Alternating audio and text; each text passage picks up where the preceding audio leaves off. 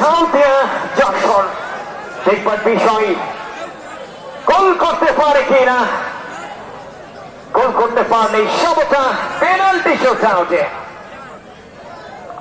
কাটি ফাঁক পোস্টের নিচে আরমান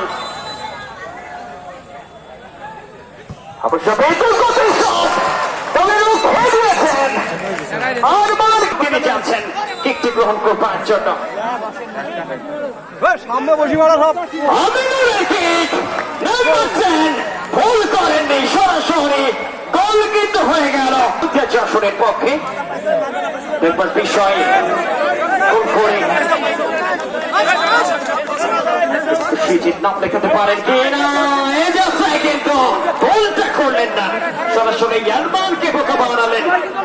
অপরদিকে তিন কাটি ফাঁক পোস্টের নিচে ইমন, তিনি কিন্তু রয়েছেন প্রস্তুত। বাঁধন তিনি আসলেন এবং কিনা যিনি পিসিএল মাঠে থাকেন এবং ট্রেডমার্ক সেলিব্রেশন নাম্বার 4 তন্ময়।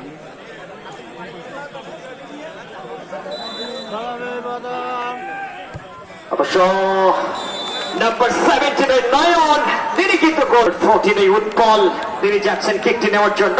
প্রস্তুত আরমান,